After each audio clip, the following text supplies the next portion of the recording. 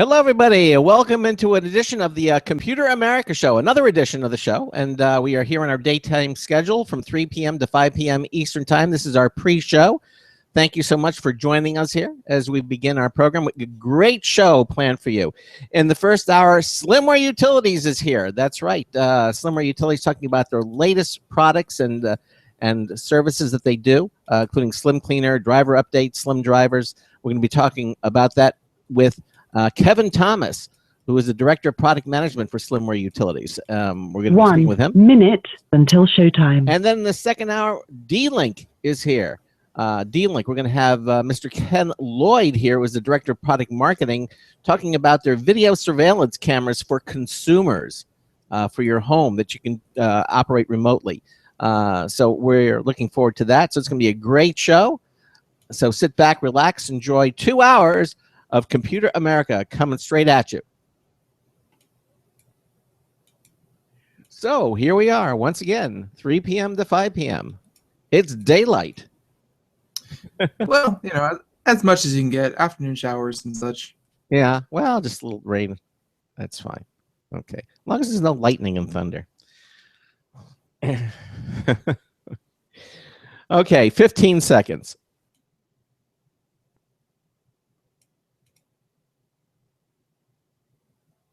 Your show will go live in 5 seconds. 4, 3, 2, 1.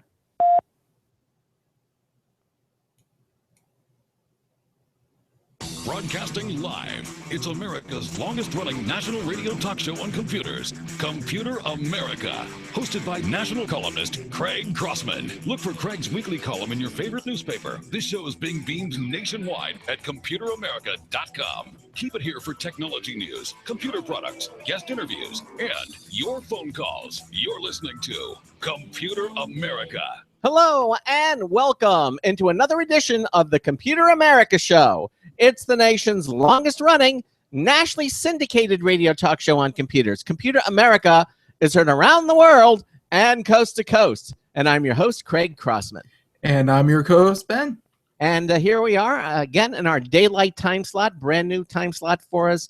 And we are so glad that so many of you are shifting over to the daylight hours here on Computer America. We're into our second week, and we're very happy to have you here with us on the program. We've got a great show. We're glad that the people in the U.S. could do it, but we've also gotten a little bit of feedback from people over in Europe, where we're no longer on at 7 a.m. or 3, 4, 5 a.m. Instead, now we are on, closer to 10 to 11. So that's working well for us. It is working well for us. Our international audience continues to increase as well. We have a terrific show planned for you. In the second hour, D-Link is here. They're going to be talking about their line of consumer security cameras that integrate with your home system or stand alone. I mean, they have some amazing video cameras for surveillance. We're going to be talking to D-Link in the second hour. Ken Lloyd, who is the Director of Product Marketing, is going to be joining us in the second hour. And in the first hour, Slimware Utilities is here. Yes, Slimware Utilities. We're very pleased to have them here on the show, and we're going to be talking about everything that they're doing at Slimware Utilities to help you, the consumer. Now, if you have a comment or question for us, you can use our Submit a Question a feature that we have on our website at ComputerAmerica.com. Just go there. The upper right-hand corner, you will see it says Submit a Question. Just click that.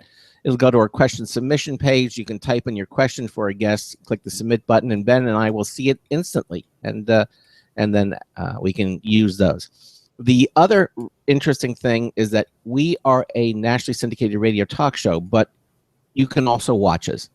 Yes, you can watch us here at Computer America because we have our live video stream.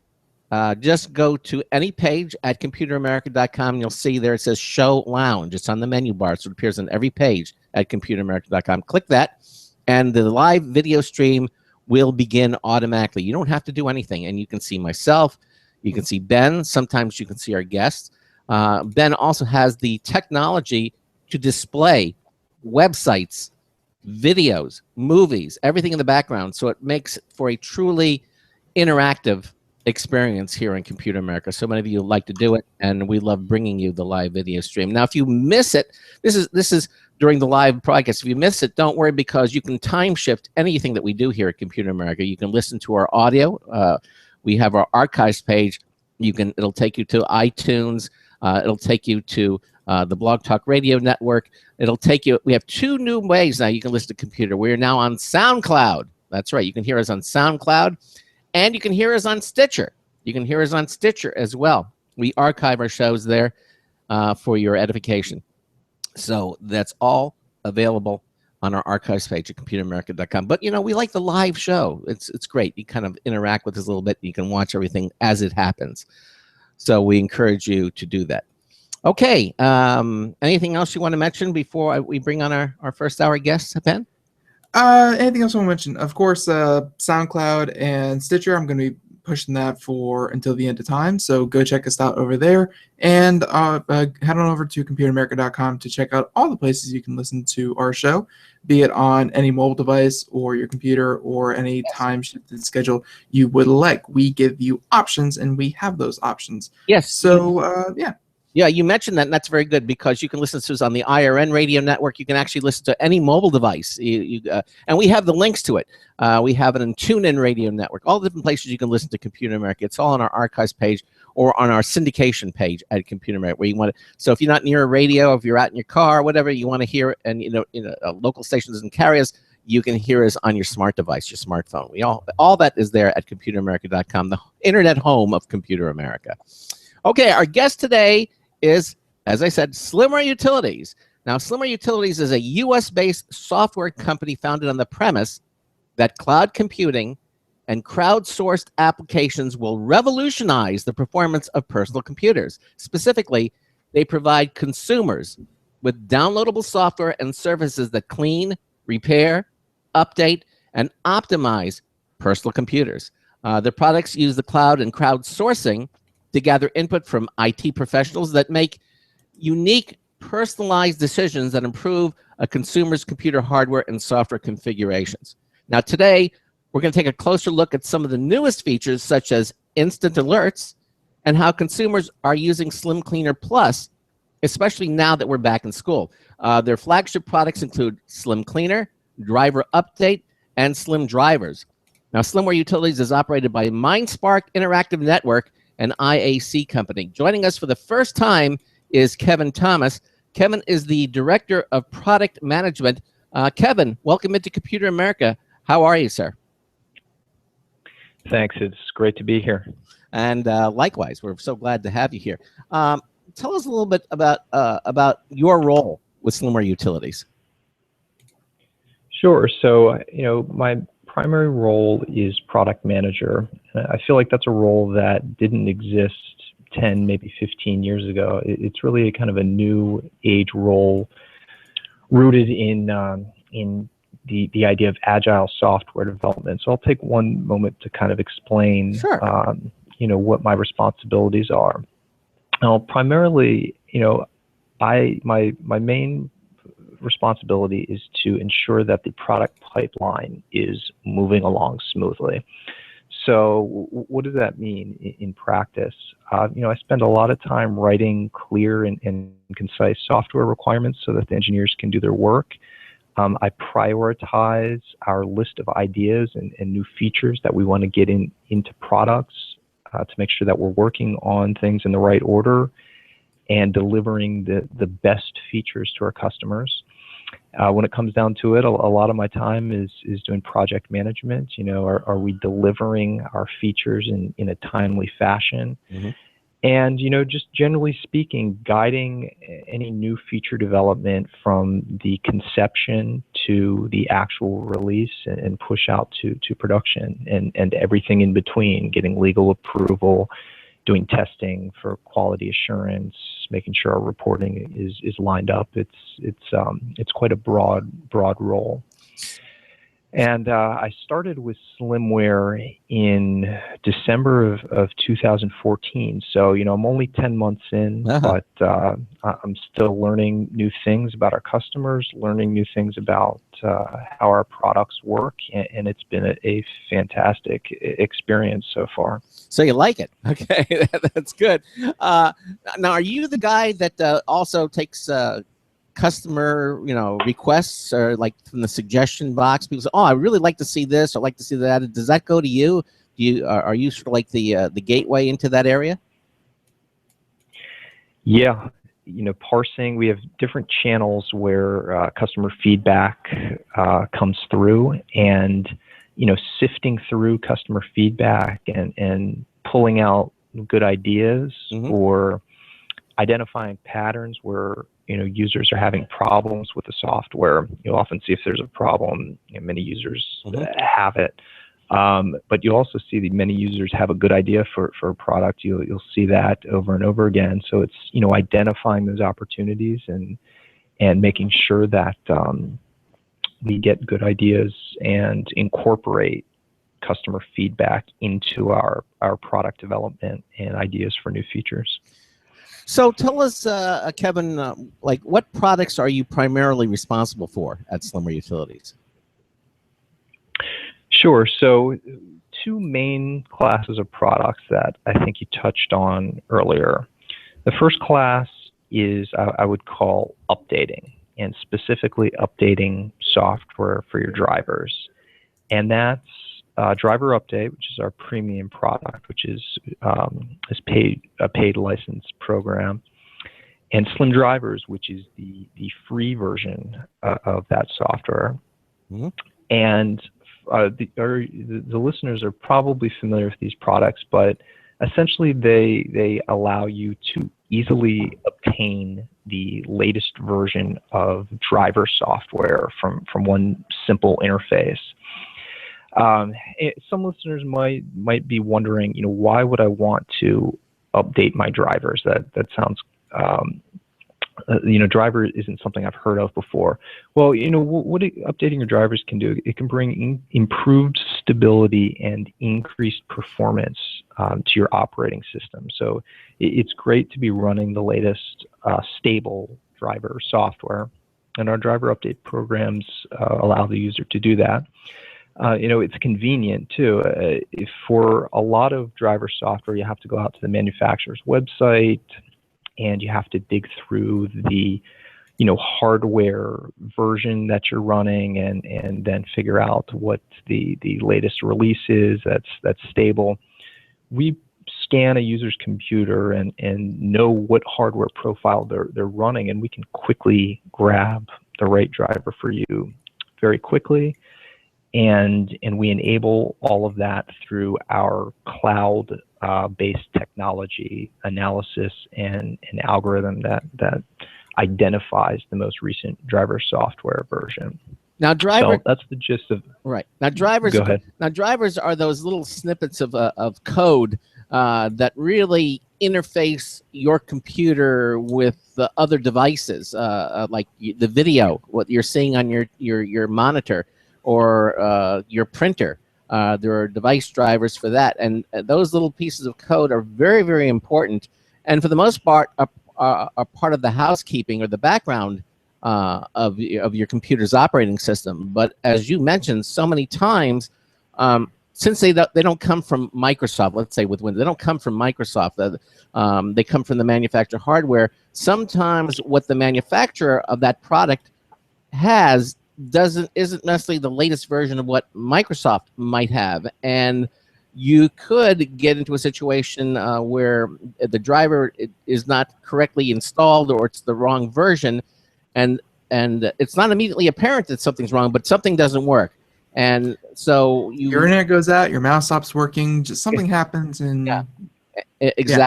Or maybe your mouse works, but the special buttons that are on that mouse don't work. Like you might have like 12 buttons on your mouse, and only the left and the right button works, but the rest don't. And you're wondering why isn't? Well, it's probably the driver that's interfering with it. And with driver update, it's a wonderful product because you don't have to worry about that type of thing. Tell us a little bit more about how driver update works, Kevin. Absolutely. So without giving away the secret sauce, generally speaking, we scan you go to our website and you download the piece of software, and we scan your computer and identify what hardware you have on it, keyboard, what mouse you're using, and we pull as much information we can about it. Who manufactures it, and most importantly, what version of the driver are you currently running? And so that goes into kind of your PC hardware profile, and that could be unique and individual to each of our users. That's the first step. Right. Now, and then the second step. I didn't want to interrupt you, but if you're watching a live video stream, Ben is actually demonstrating Slim drivers right now, and you can see the different screens that Kevin is talking about. One of the nice things of watching the live video stream. All right, so please continue. Exactly. And so the second step is the software, whether it be driver update or Slim drivers, relies on cloud-based technology to get you the most recent driver software available. So what does that mean? It means we have a big database sitting in the cloud of driver software and which hardware that driver is meant for. Is it meant for this specific version of this mouse? Is it meant for this specific keyboard? Is it compatible with Windows 10? Is it compatible with Windows 8?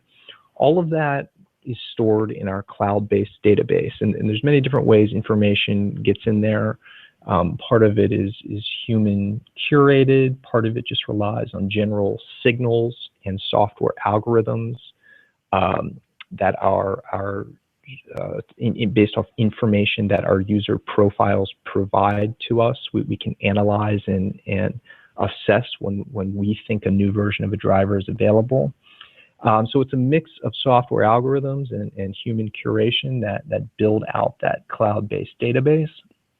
And then step 3 is the connection. Let's take your unique hardware profile that we made for you, connect it with step 2, the cloud-based database, and voila, step 3 will deliver to you any updated versions of drivers that are available and make it easy for the user to install those in a single interface.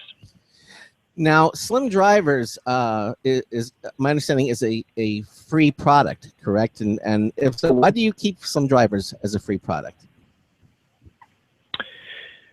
Well, we want to deliver value to our users first and foremost. Second, users of that product help to provide valuable information.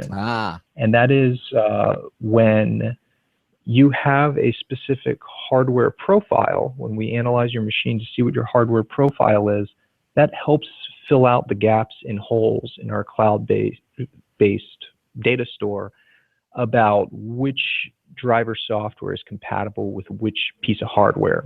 So, the more users that have mouse type A that are running version 2.2 of the mouse software, the stronger a signal that is that those two pieces, software and hardware, are compatible with one another. And so that helps inform our database. Right. It's a crowdsourcing ability. By the way, I'm watching Ben. It said he had 22 drivers that needed updating. This is the nice little demo video you can find over at Slimware Utilities under Slim drivers. Yeah. And now it's found that total updates found 16, and then you can actually ignore. So since this is crowdsourced, does this mean that perhaps people with devices that are a little more common, because like there are gaming peripherals that and there's very niche products and things like that, but if you know that your products are pretty generic and pretty commonplace, they might actually benefit the most because, more people using them, more people providing data, and you can get the proper drivers because, hey, there's a couple thousand people using this or a couple million people using this device rather than some kind of weird niche eclectic, mouse that you found. Yeah, exactly. The more popular a device is, the stronger a signal will know to be able to get a compatible driver. But as I mentioned, for more specific hardware that may be less popular, we can see, coming in what type of hardware are users requesting updates for, and if we see we have any gaps or any holes, in that, we can fill those in as well. Okay, so it actually is just a little bit curated by hand, just so you don't have any of those gaps, as you say. Do you do that for just for new products, or do you let kind of the crowd go for a couple months and a couple weeks, and then you start filling in the gaps? We'll step in when we feel like we need to, which is rare. So I think a good example is when Windows 10 came out. And we did put a lot of effort into getting driver update and Slim drivers compatible with Windows 10. Yeah. We knew we were going to have a big hole in our database because not a lot of users were running Windows 10 yet. It was in a tech preview build, and it wasn't quite that stable. And plus it was early adopters only, so it was a limited number of people running the operating system. So the normal process by observing what the crowd is doing to pick the best choice was tough there. And so what we did was we did gather a list of what we felt like the top drivers were going to be, and got those at the top of our queue to assess them for Windows 10 compatibility. So now that Windows 10 is in place and there are so many people now adopting, the numbers are just incredible. Yeah, I was just about to say there's like 75 million users in the first month. It's it really has taken off. It has. So what are you doing at this point? Is Slim with all the products really? You're all Windows 10 compatible? Yeah, so driver update we started with, and got our database updated and working to assess compatibilities for Windows 10 drivers. So you'll be able to get the latest drivers if you're running Windows 10. For Slim Cleaner, one of the nice features that we added in our premium product, Slim Cleaner Plus, we added the ability to clean the Windows Edge browser, which is a new web browser that was shipped with Windows 10. Mm-hmm. So that's what we have done currently. And in the future, in terms of our product pipeline,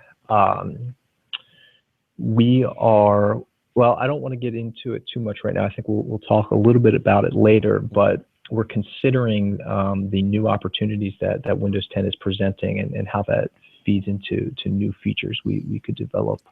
Absolutely, absolutely. So let's talk a little bit about something that you recently introduced, a feature called Instant Alerts. And let's talk a little bit about that, and how does that make use of the community feedback that you mentioned? Sure.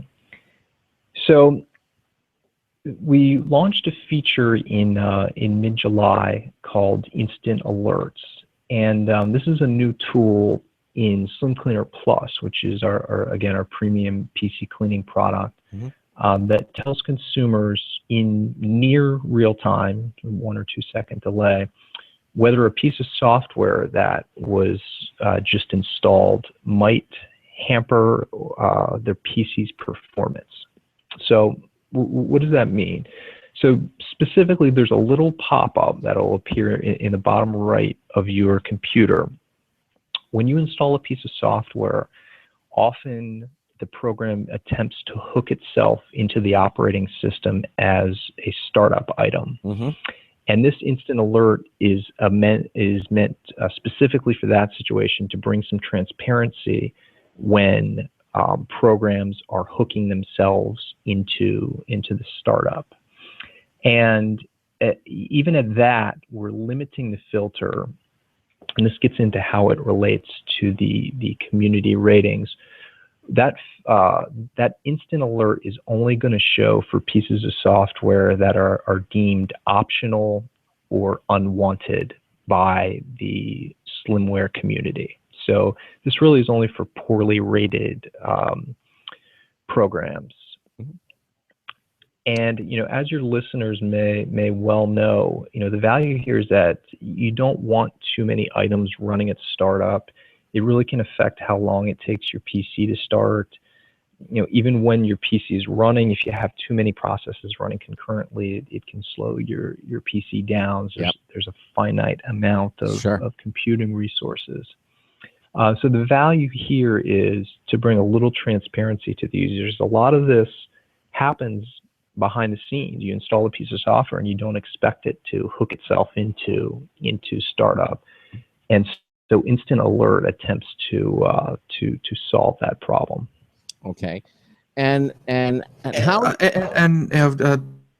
just jump in here real quick, because some of that things, I'm not going to say it's the most technical thing that can ever be done is to change what programs start at start, but I think a lot of users that aren't technically inclined, they may see that as kind of confusing and can't really get into it the normal way. So using this product, is there anything in Slim Cleaner or Slim Cleaner Plus, that's it, that if they mess with one of these, then their computer is going to blow up? Like I just want to make sure that nothing in here is going to do irreversible damage to your computer and kind of prevent people from maybe getting it. No, so I mean, there's always methods to undo a choice, to whether you have something run at startup. It's easy for the user to msconfig is a utility that you can run on most Windows platforms to do that, but it's not the most user friendly. Right. Windows 10 users have it a little bit better. I think there's a tab in the task manager that makes it a little bit easier to manage startup items. Mm-hmm. But you can always go in msconfig to see a list of what could potentially run at startup and choose to re-enable it if you'd like to. The value of this feature, though, is to prevent the user from having to get into more technical utilities. One, because sometimes they're hard to use, and two, the value of the alert is to help the user make a decision. I mean, oftentimes when you go in msconfig, you'll see, a long command line with a lot of cryptic language and a program name that's truncated or chopped off because the column's not wide enough. This feature is hooked right into the community ratings, and the user can just click a more info button right on the alert and find out, what the program is, what category of software it falls into, and reasons I might want to allow it to run, and reasons why I might want to block it. So it's ultimately about providing just transparency and a clear choice to the user. So in that vein, can you speak a little bit about how consumers are using the instant alerts? How are they actually using them? Sure. So, as I said, we launched the feature in mid-July, and in August, we notified consumers over 100,000 times of potentially unwanted pieces of software. Mm-hmm. So there are definitely many instances where optional or poorly rated software is hooking itself into users' startup, and just giving the user the choice whether to allow it to run or to block it. One of the interesting things we saw when we looked at how users were engaging with this feature, are users clicking the allow button, or are they clicking the remove button and preventing it from running at startup? Most users, a little bit more than half, are allowing the software to run it at startup. Oh. And I thought that was an interesting observation. I mean, as I said, obviously the bottom line is giving users the choice and knowledge and transparency to make the decision, and giving them the control too to do it without having to be a techno whiz, as you mentioned. Yeah, exactly. But yeah, like I said, this was kind of a surprising observation because this alert appears for software that's rated optional or below by our community. And, one hypothesis is that users know what they're doing. They know that they just installed a piece of software and they want to see it run, unfettered on their machine before they make a decision about whether to run at startup.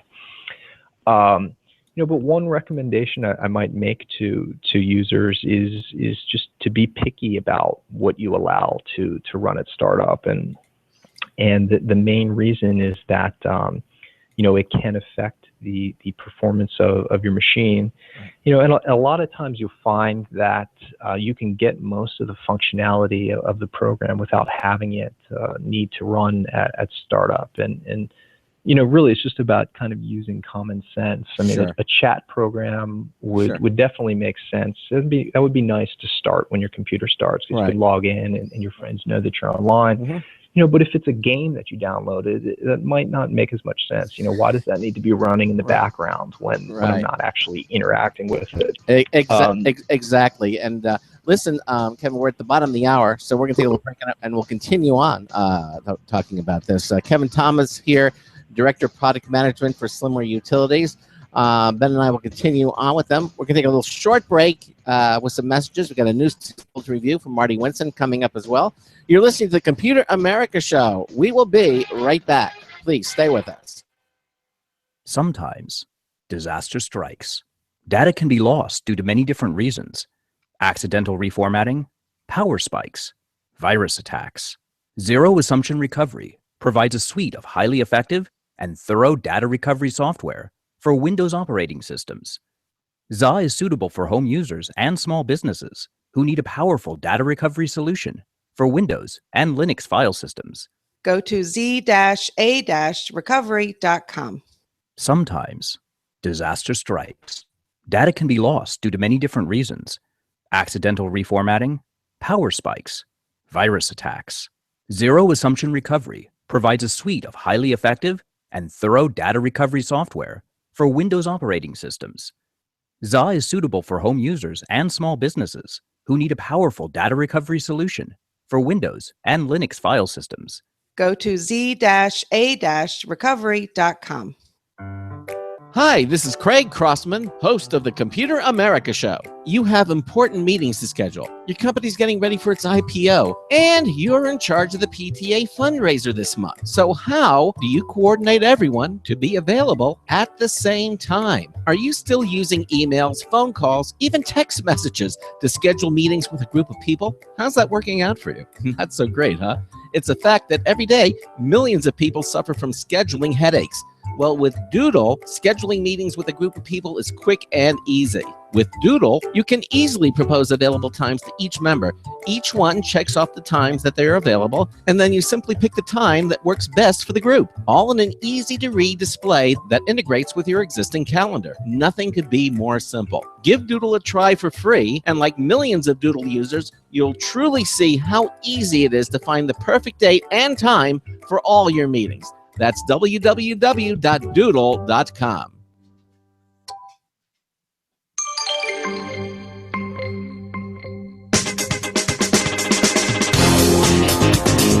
No, mine was a Chambord milkshake. Oh, hi, it's Marty Winston with a News Tips Bulletin Review for Computer America, this time the Nora Lighting Edge-Lit LED fixture. Once we all deal with new bulbs and old sockets, LED lighting is all about fixtures that get installed once and last for longer than you're likely to own the place. Nora Lighting sent us their Edge-Lit LED fixture for review, and wow, we're impressed. It's a 2-foot square panel with an even corner-to-corner glow. It uses 38 watts total for a diffuse, even light that's brighter than 460-watt bulbs.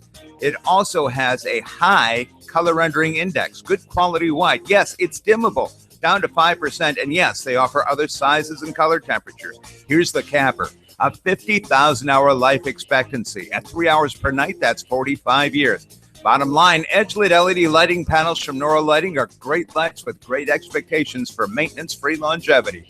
Marty Winston, News Tips Bulletin for Computer America. Welcome back to the Computer America Show. Thank you, Marty Winston, for that News Tip Bulletin review. If you didn't catch it, you have one more chance this week. One more chance. Well, actually, two more chances for the second 1 hour. But I believe we have new ones next week as well. So, it's been a short week, but I think we're going to be okay. And don't forget our prize on Friday. We're going to give you. Don't forget our prize tomorrow. Yep. We're going to give away a nice mouse tomorrow. So, we have Kevin Thomas here. He is with Slimware Utilities, the Director of Product Management, and we're talking about Slim Cleaner and some of the features of this thing. And one thing that I want to mention before we got too far away from it was that pulling the program up here, you guys have made it pretty easy to rate something, give an explanation of what it is, and upload that. Now, I'm assuming that that's completely on purpose because the whole thing about crowdsourcing is you don't want to make it overly complicated, or else people tend to not do it. They just see it as a chore and they'll go on about their merry way. But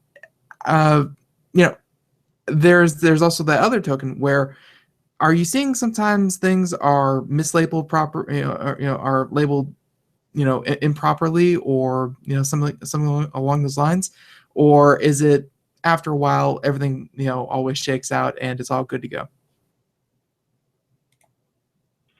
Well, usually the latter, fortunately. One of my favorite features of the community ratings piece of Slimware is that it's social in the sense that other users can help vet the quality of feedback that other users leave, which means that the best votes tend to, or the best feedback and recommendations on a piece of software tend to bubble up to the top and get upvoted.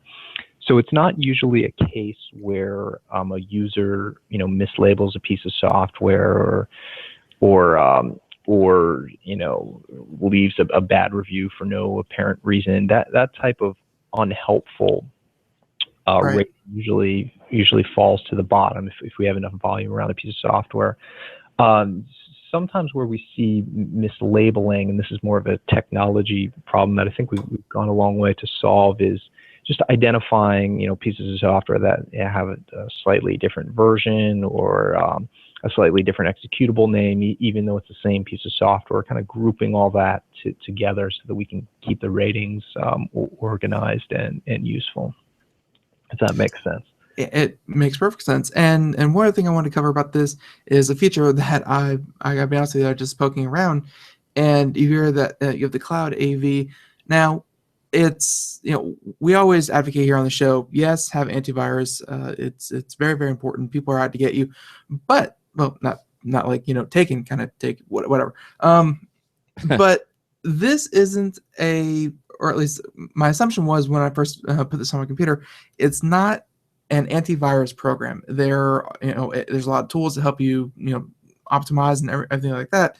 But we here on the show really advise against putting more than one antivirus program on a single computer. So how do you balance I'm assuming Cloud AV has something to do with it. How does that not counter what we keep telling people?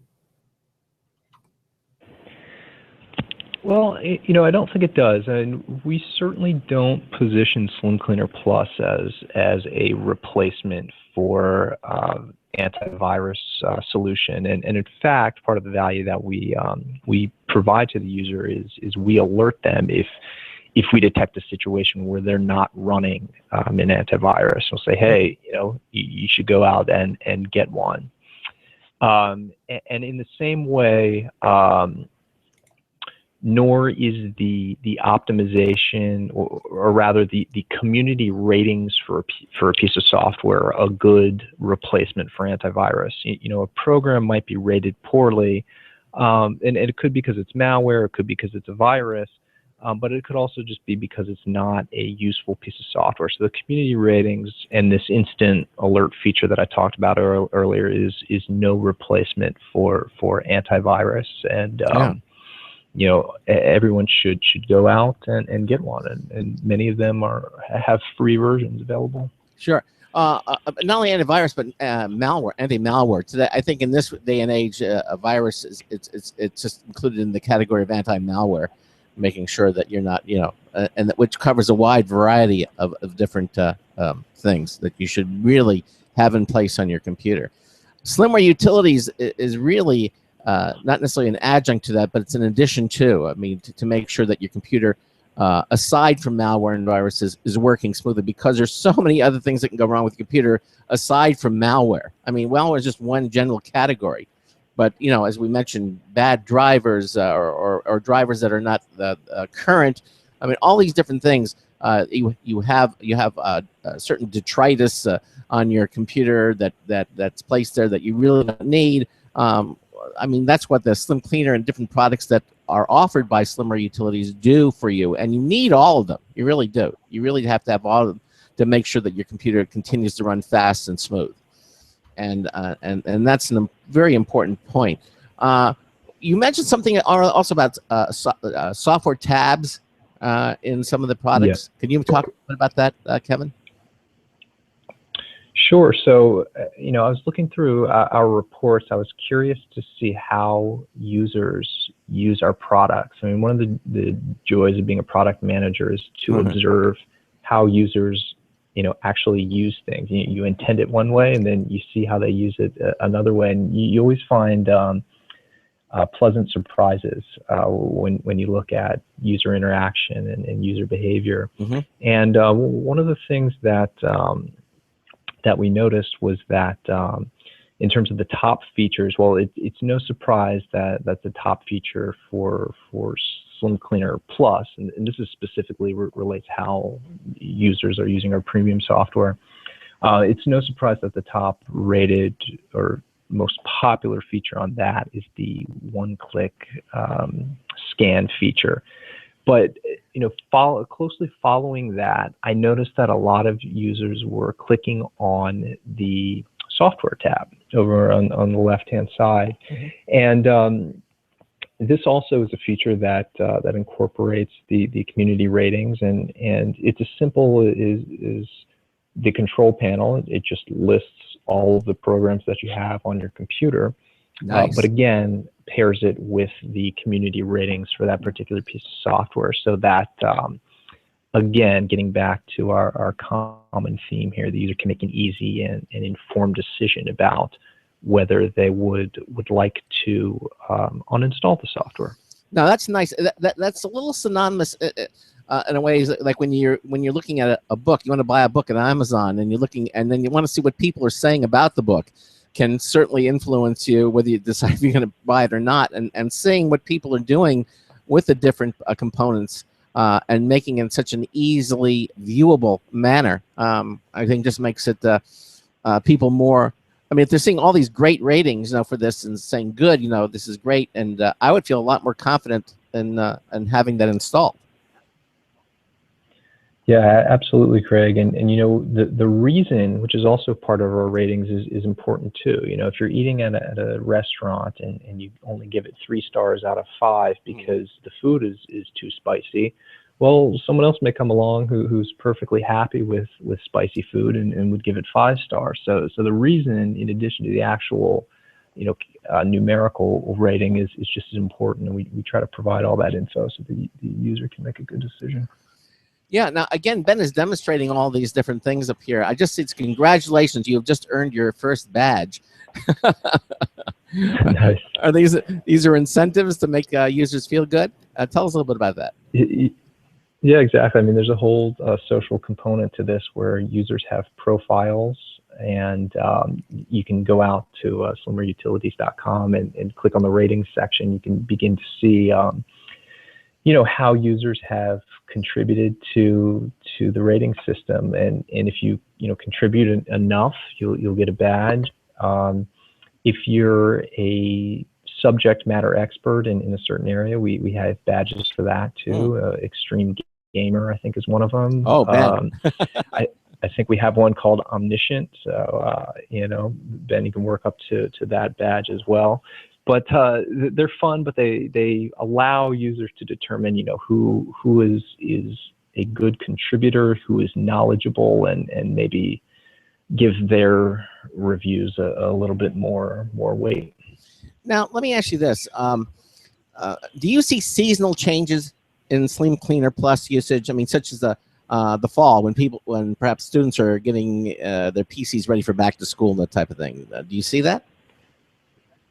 Sure, absolutely. In August, when people are prepping to go back to school, I think there's two use cases. A lot of folks will buy a new computer, and most new computers are nice and fresh and have a clean build and are running well. And the person who bought the computer, wants to keep it running smoothly, and so they'll install something like Slim Cleaner Plus.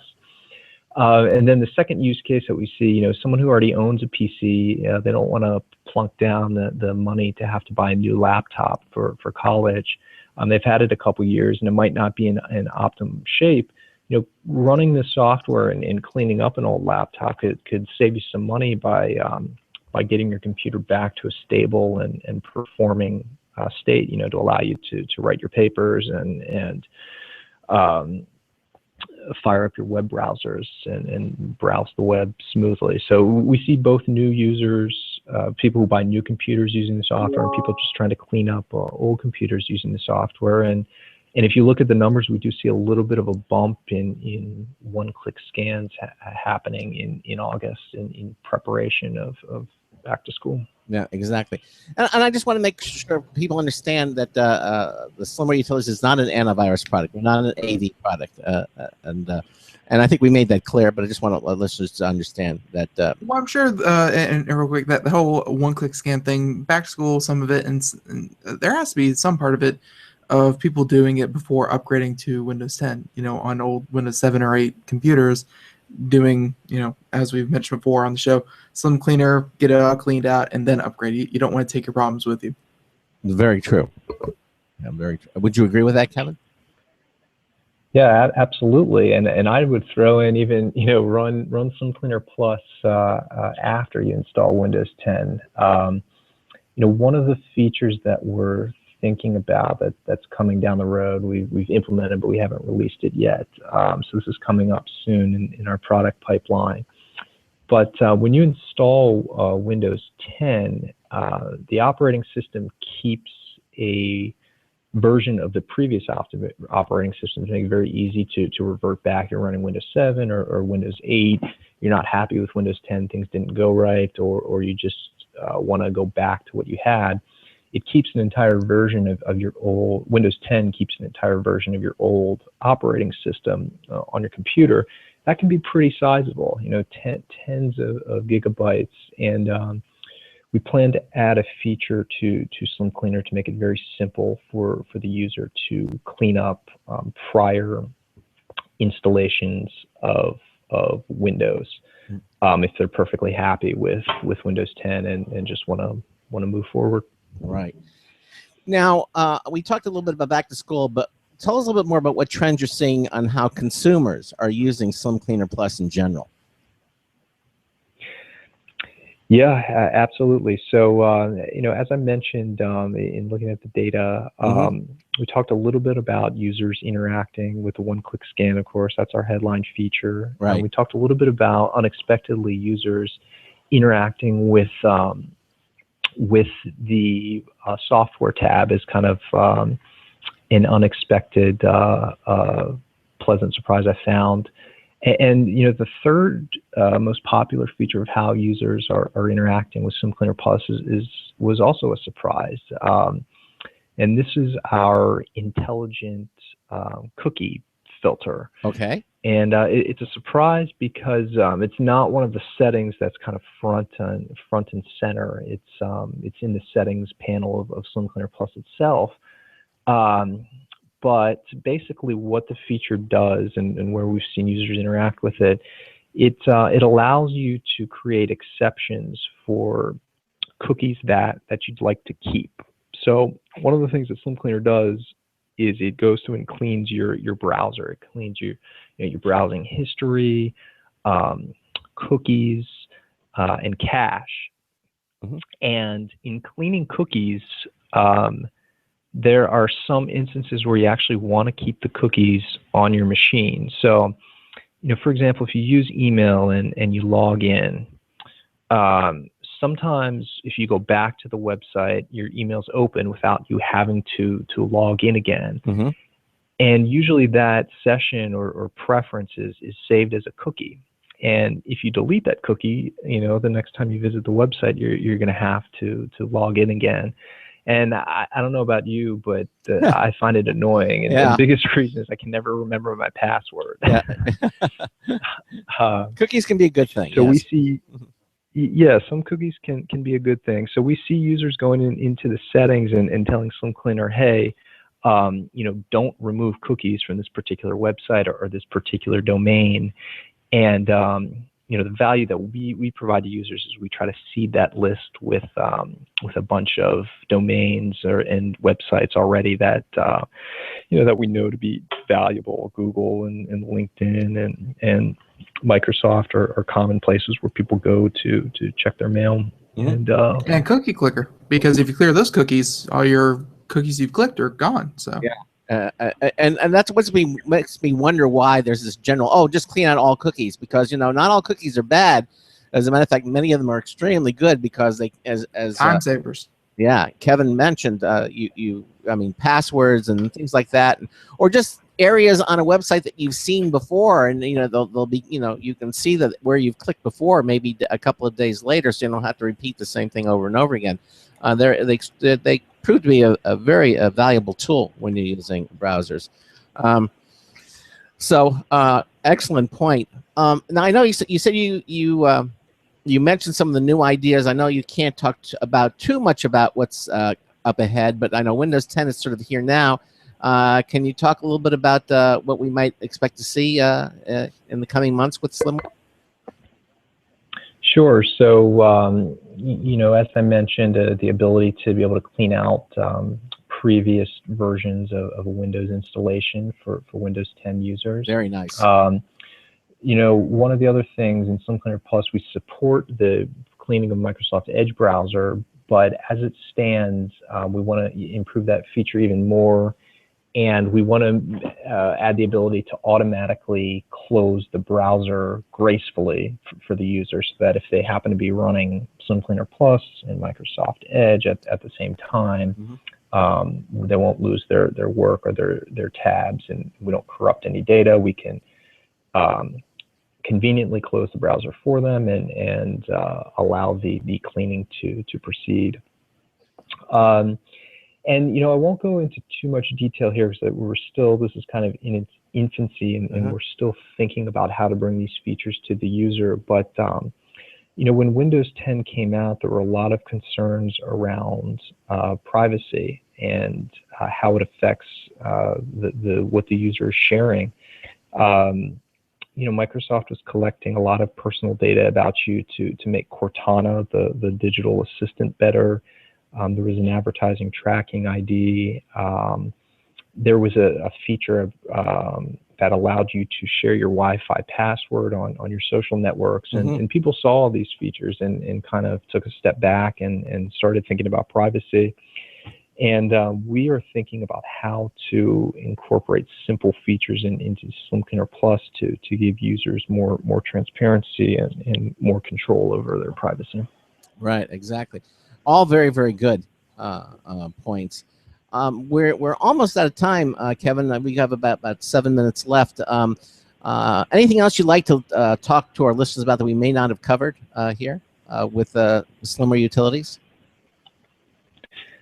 Not that I can think of. It's been great being on your show. I hope I've provided your listeners with some useful tips. You know, running Slim Cleaner Plus, try out the new Instant Alert feature and just start to get curious about what's hooking itself into your computer's startup. You know, if you haven't, if you are a Slim Cleaner or any Slimware product user for that matter, and you get a lot of value out of the free product, try out our community ratings feature. You know, you'd be helping out other users, you'd be helping improve the quality of the software, and plus it's fun because you can get badges. Yeah. So, you know, I'd leave users with that. Again, consider the idea that not all cookies are bad. So if you do run cleaning software, it's always a good idea to safeguard the cookies that you care about to preserve your browsing experience. And that's really, I think, the main points that we touched on. Well, let me just ask you this here, so I understand, because I know some Sure. of the many of the Slimware Utilities products are free, and then some of them are you have a pro version or professional or plus version, however you want to call it. Can you just speak briefly what is the differences and why maybe someone would want to update to the plus versions? Sure. I mean, the biggest reason is convenience. So in Driver Update in particular, you can, it has all of the same functionality as our free version, Slim Drivers, but Slim Drivers only allows you to update drivers individually. And to get back to our example before, if you have 22 drivers to update, it could be somewhat time consuming to have to click the upgrade button on all of those. Driver Update allows the convenience of just doing it in a simple one-click, one-step process. So there's the matter of convenience, and again, that's our headline feature in Slim Cleaner Plus, is that one-click scan. And the second reason is that we are starting to add some differentiating features to make our paid products more interesting to users. And that Instant Alert feature that I had talked about is a feature that we provide only to the paid version of Slim Cleaner Plus. Okay. So, and it makes a lot of sense. I mean, because, you know, what's your time worth? And yes, so if you have, and it comes to us, oh, you've got like 27 drivers update, you can be there for quite some time doing them one at a time, whereas with one button you can say, okay, you can review them and make sure this is what you want to do, and then you say, okay, just do them all with one click. Certainly is going to save you a lot of time. And just to be clear, is that for one computer, or can you take that, you know, from computer to computer to computer? The software licenses for our products. Yeah. The user can when during the purchase process, the user has the option to pick how many PCs that they're running on. And I think the way that we have it priced out right now, we include a three PC license as our standard. Okay. So a household, that's fair. Yeah, because the average household today has like 2 or 3 computers in it. Sort of like a 2- and 3-car garage for the average family. Right. You keep your computers in the garage? Yeah, when I run out of room, and my cars won't fit in there. Yeah, exactly. What and the costs? What are the costs? What's the pricing for the different products? For both Driver Update and for Slim Cleaner Plus, it's $29.95 for a 1-year license. Okay, that's wonderful. That's certainly affordable, and we recommend all of our listeners that they check it out and use it. I mean, you know, let's face it, especially when you're moving to a new operating system, if you're moving over to Windows 10, and who isn't these days? Most people are. You're gonna have to update more than one driver. You know, it's just when you're going into all the new operating systems, so many things are changing, and I mean, I can understand that maybe if you were just updating it Windows 7 to another version of Windows 7, but when you're going from 7 to 10 or from 8.1 to 10, There's going to be a lot of drivers that need to be updated, and for you doing them one at a time, it really doesn't make sense. So it certainly makes sense to go for the plus versions of all this. Slim Cleaner Plus and driver update as well. And again, you can see them all at the Slimware Utilities website at slimwareutilities.com, and all the prices are there, and you can get them directly from the Slimware Utilities website. And of course, we have links to all of this at computeramerica.com, our website. You can see right there on our homepage, you can see the link to the Slimware Utilities. You can just click on that, or any of the past times that Slimware Utilities has appeared on the show. Kevin, really, it was a lot of fun having you on the program. Ben and I want to thank you for being here with us today and enlightening our listeners as to the wonderfulness which is Slimware Utilities. And thank you so much for being with us here today. Absolutely, Ben, Craig. It's been a pleasure to be on your show. I thank you for the opportunity, and I hope I've provided your listeners with some useful tips. And as always, I'm very interested in hearing consumers' feedback. Absolutely, and that certainly will happen. Again, thank you for being here with us tonight, today, and Kevin. And we're never going to fix it. We're never going to fix it. We're going to fix it eventually, Kevin, and we'll hope to have you back soon. Thank you so much for being with us here today. Happy to be here. Thank you. Take care. Bye-bye. Bye. Bye. Bye. All right, there you go. SlimwareUtilities.com, and you can check it out for yourself at SlimwareUtilities.com, the website, or again at our website at ComputerAmerica.com. Coming up in the next hour, we're going to have D-Link joining us. D-Link here. When you think of D-Link, I always think of routers, but D-Link does a lot more than that. We're going to be talking about their line of remote consumer surveillance cameras. This is for your home, and they have night versions and day versions, and some very cool technology. We're going to have Ken Lloyd here with us talking about it. In the meantime, we're going to take a quick break, and then we'll be back with hour 2 of the Computer America Show. Please stay with us. Don't go anywhere. Broadcasting live. It's the only national radio talk show on computers to air every weeknight. Computer America. Hosted by national columnist Craig Crossman. The first hour's behind us, but there's still more of tech news, tech talk, and your phone calls. We're being beamed nationwide at ComputerAmerica.com. You got computer problems? Bring them on. You're listening to Computer America. Computers run the world, and we run computers. Call us or send us an email to live@ComputerAmerica.com. Hello and welcome into hour 2 of the nation's longest running nationally syndicated radio talk show on computers. This is the Computer America Show, and I'm your host, Craig Crossman. And I'm your co-host, Ben. And again, thanks so much to Slimware Utilities for being with us here in the first hour. Again, Kevin Thomas here, the Director of Product Management, talking about Slimware Utilities, their Slim Cleaner Plus, instant alerts. You can check, if you missed it, we highly encourage you to listen to it again.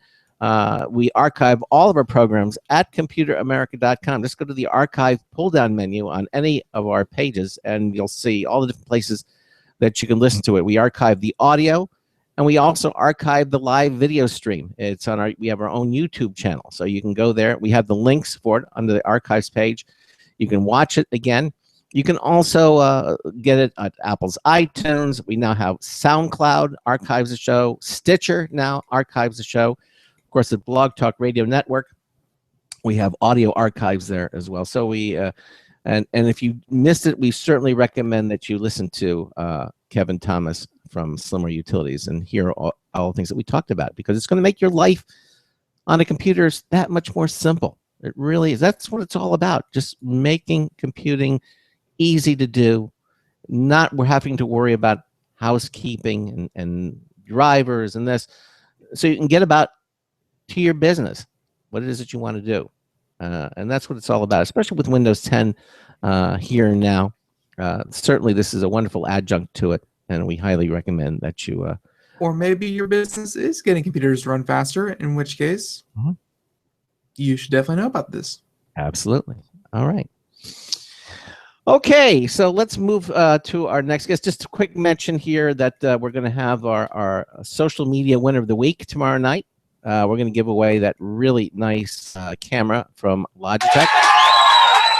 Yeah, we're going to hand that away. It is the Logitech Anywhere MX2 wireless mouse, valued at $80. We're going to give that away to some lucky winner, and it still could be you. You still have time. We're doing it every week, but head over to under our Interact pull-down menu and just look at our contest page. It takes you to all the different social media links where we have a presence, and you just have to subscribe or like each one, and each one counts as an additional entry. You only have to do it one time. Then every week, if you've done it to 3, every week you'll have 3 entries. You do it for 4, every week you'll have 4 entries. And so on and so forth. So just, get yourself registered. Then we call off that winning name every Friday, usually in the second hour of the show. Okay. Anything else before I introduce our next hour guest, Ben? No. I think we had a really fun first hour, and I think we're ready to jump into the second. Okay. Well, let's do it. Now, did you know that D-Link was founded in 1986? I didn't know that. They've been around for some time. Not bad. Yeah. Not bad. And they're dedicated to making... Not bad, considering that I was founded in 1991, so, That's true. You were founded in that. Where did they find you? They founded me at the hospital. Okay. Well, D-Link is dedicated to making networking easy and affordable for its customers, offering innovative, award-winning products that seamlessly integrate with a variety of devices and applications. When it comes to making your home secure, okay, you'll be very interested in what our guest this hour has to say. Now, joining us is Ken Lloyd, D-Link's Director of Product Marketing. Ken, welcome into Computer America. How are you? Well, great, Craig. Thanks for inviting me today and talking about our cameras for your listeners. Yeah, and as I mentioned, usually when I think of D-Link, I always think of routers because they do such a wonderful job of that. But many of our listeners might not realize that D-Link, you have a line of remote surveillance consumer cameras. Why are people interested in these devices these days? It goes back to, I think, a lot of what consumers want is the peace of mind of what's going on in their home. Whether it's actually surveilling and watching their home for, burglaries and other activities, or maybe they just have pets and they have kids and they're interested just to keep a better eye on what's going on with the loved ones. So there's a lot of interest in the home, kind of that home surveillance, security, and just that peace of mind of what's going on while they may be away from their home, at work, or on a vacation. So, and I'm sorry, go ahead. No, you please continue. I was going to say the real genesis of this has been, in the past, it's been very challenging for that home surveillance capability. You may have had to sign up with a long-term contract, monthly fees, and there's still some valid reasons for doing that. But what D-Link is offering our consumers is the ability for a very anywhere from a low cost to a higher end type product, get into that home surveillance category, being able to watch their home remotely, very inexpensively with no long-term contracts and fees. So that's opened up, I think, a whole new market and interest, especially as mobile devices have just proliferated and everybody now carries a computer in their pocket. Right, they're smartphones or tablets. Exactly. Yeah, absolutely. So, please go ahead, Chris. No, so I'm just kind of wondering we're going to get into the specifics of what cameras you offer, but just on a surface level, can you tell us a little bit about how the D-Link Wi-Fi cameras that you're offering differ from traditional security cameras that we see? Well, that's a great question, and a lot of people are confused by when we term kind of the old CCTV or analog cameras in what we offer. So as you mentioned, D-Link has a very strong heritage in networking, routers and switches and adapters that communicate these digital devices, whether it be your PC or tablet or mobile device. And that heritage has allowed us to provide IP-based cameras. So the main difference here in what we offer is cameras that work on your existing IP network. So your existing Wi-Fi router, you can either wired connect the camera via Ethernet cable or use standard Wi-Fi. And that's really one of the main differences between analog or CCTV cameras of the past and what we offer. And that provides users with a lot more flexibility and easy setup than it would be in the past with the analog versions. Now I could go on and on about the differences, especially around the technology of what IP cameras can offer in users and the additional advanced feature sets that IP-based solutions provide them. Please do, because that's what you're here for. So enlighten us, please. Sure. Well, you know, part of that is, as I mentioned, about the mobile devices. So being an IP-based product, it's basically our camera is a mini computer in and of itself with a web server and CPU in it. And what that allows it to do is, now that I want remote access, I want to be able to view what's going on in my home remotely. And by taking a smartphone or tablet or even a PC with a web portal, I can now easily do that without having to set up or open up ports on my network, buy a separate gateway device that would make that communication. I literally install the camera on my Wi-Fi network, download a mobile app on my phone, and log in via our secured MyD-Link service, and that allows me to remotely view. So that's a very big difference between a lot of the analog or CCTV, analog being not IP-based. Mm-hmm. It makes that remote connection much easier to do now with an IP camera. The second thing I'll mention on that is with our mobile app, it allows us to do some very unique features for end users. All our cameras have motion detection and even sound detection with a built-in mic. So I can then send out push notifications to the end user's mobile device and let them know not only what's going on in their home, maybe a glass breaking. I can then remotely view what's going on with the camera and see more about my home. So those are some of the main differences between what we offer and the kind of older standard analog CCTV solutions. Okay, Ben, you want that? Well, yeah. Just one thing that I think you kind of got glossed over there, and it might just be the difference between a lot of other IP camera solutions out there.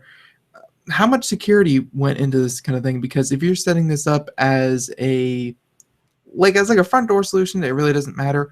But if you're using this as a monitor for your kids or for your house or things like that, then security, kind of does matter. So, for something that goes over the web and is obviously accessible from anywhere, what security measures have you put into this thing? Great question. And you're right. A lot of people are concerned about, protecting their cameras so other people can't view it, and maybe have that kind of voyeur right in their home. Mm. So what we've done is a couple of things. We have a password by default on our camera as part of the setup process. So users, listeners of your program may hear about people breaking into cameras and watching stuff over the internet. And what we've done is by default provided a password on our camera. That's kind of the first piece.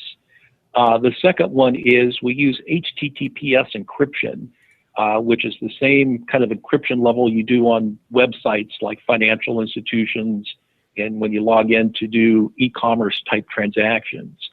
So those are kind of the two things that we do on our cameras. The other thing I'll say is our cameras do offer firmware upgrades, and those upgrades get pushed out to the camera automatically. You'll get a notification saying there's a new firmware for the camera. And what that allows us to do is if there is a certain security feature enhancement we want to make, or even additional functionality we want to provide, the camera will get that firmware updated very quickly, and it's not relying on an end user to kind of ferret out and go to websites and proactively maintain that.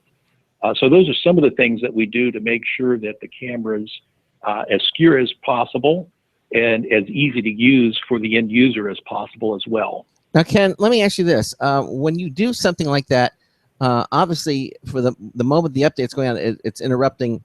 I assume it interrupts the video process, but do people need to physically be there with the camera when an update is pushed out? I mean, sometimes people will use these cameras, let's say for their vacation home, and might not be at their home for 2, 3, 6 months or something. And if you push something Correct. out to it, and there's nobody there to to juggle it or do whatever it is, are you ensured that the camera will still remain operational? I guess that's my question. Yes, there's always a chance that something may go on, especially if if it happens during for example a storm and power goes out. Yep. But in general, you can do the firmware upgrade remotely.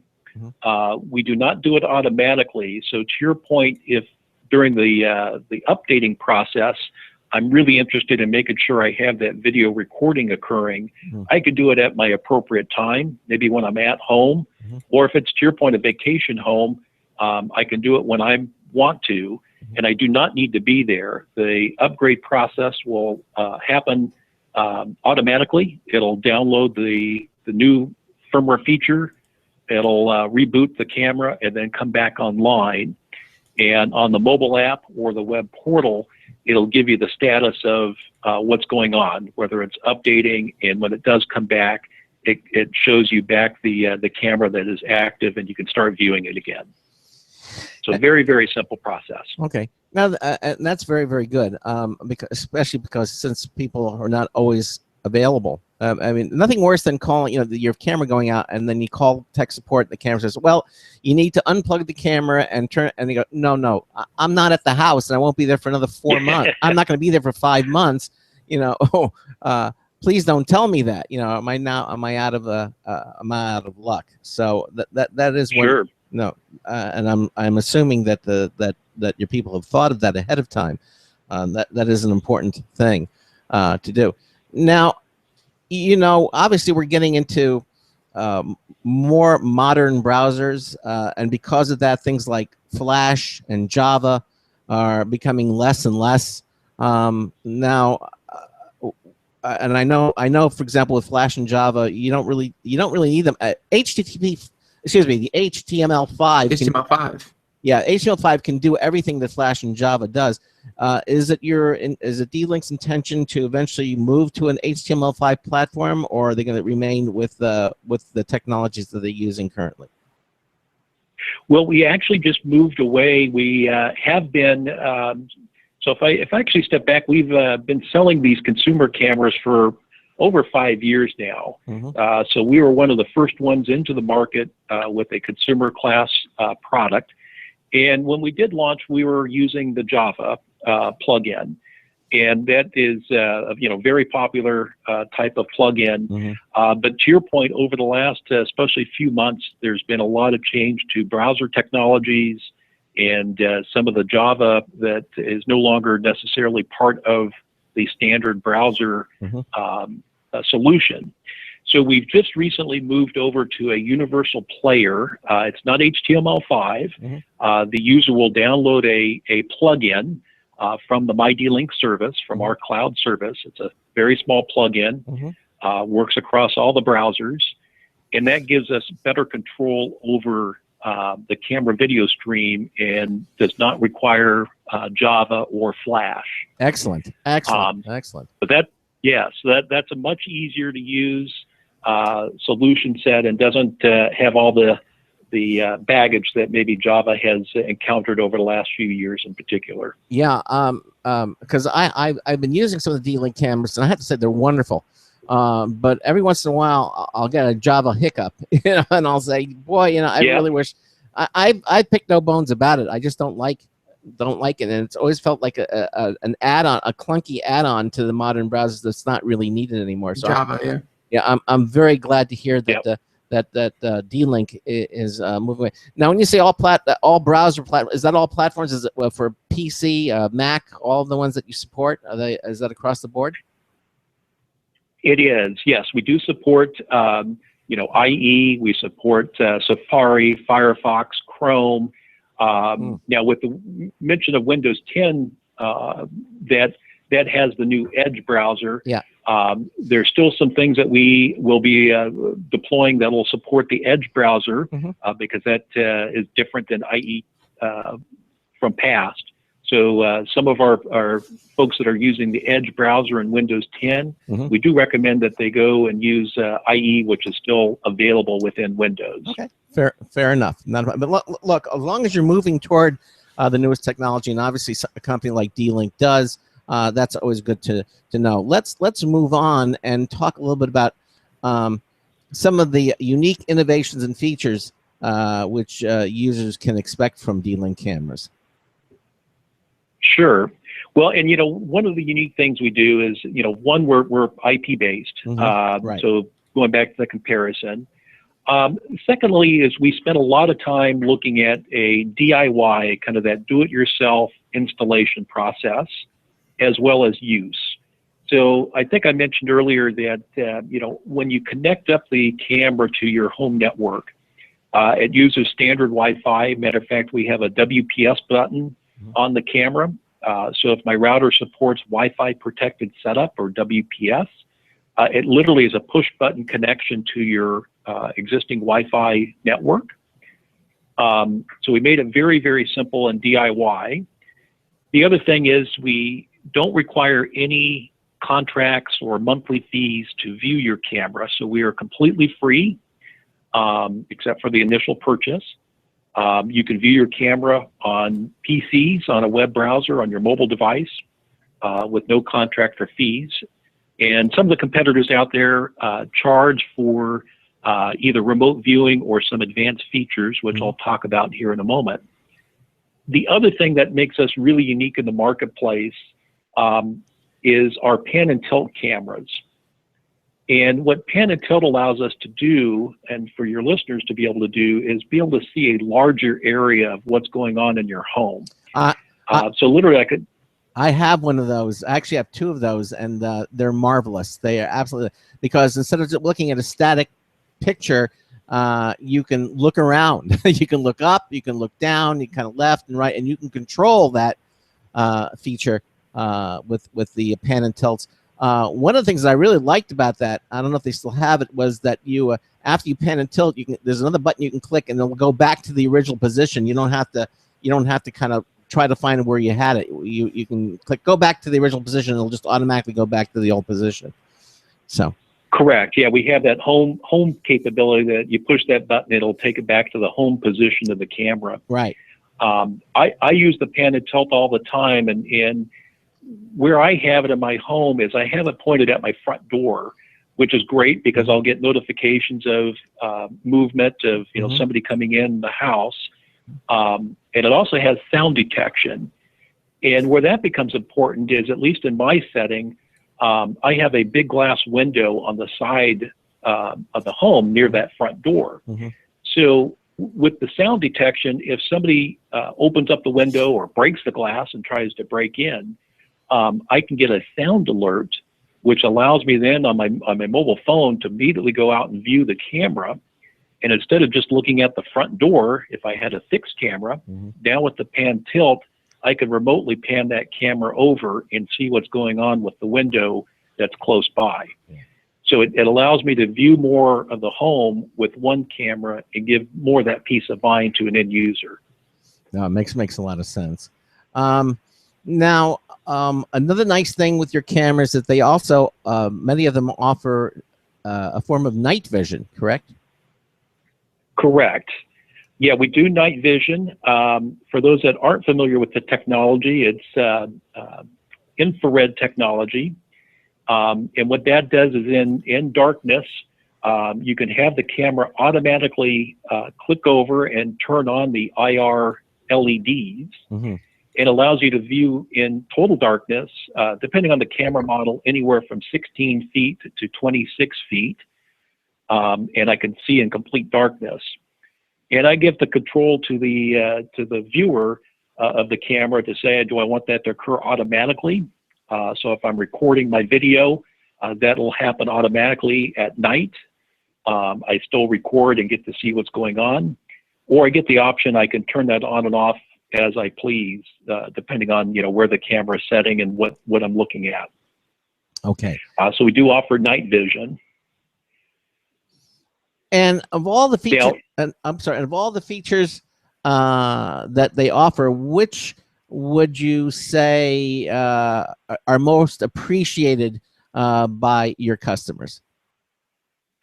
Well, that's a good question from a standpoint of, there's other products in the market. And what makes us really unique is not only the things I just talked about, but also being able to do local recording.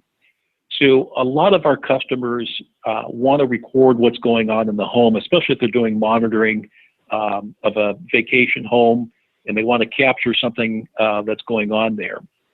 So what that allows somebody to do is, instead of recording to a cloud service, which may be charged for by the company and could take bandwidth of your internet, we offer local recording options. So some of our camera models actually have built-in SD card slots. So I can put in a 16 gig micro SD card and record directly to the camera. Don't need a PC, don't need any other hardware except buying that little SD card flash, and I can start recording. Or we offer a network video recorder that plugs into your same network, and I plug in my own USB hard drive, and I can start recording up to 4 cameras simultaneously using that MyD-Link camera video recorder device. It's a one-time purchase, $99 device, add my hard drive, and I'm recording locally up to 4 cameras. So that's a very unique feature in the marketplace that really nobody else is offering today.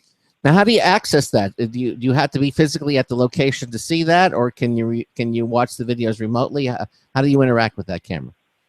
Or that you can do both. You can watch it locally via a mobile app or web portal, or we do offer a mobile app that I can use remotely and not only view the 4 cameras simultaneously, but I can click on one of those cameras and view the live stream while it's continuing to record.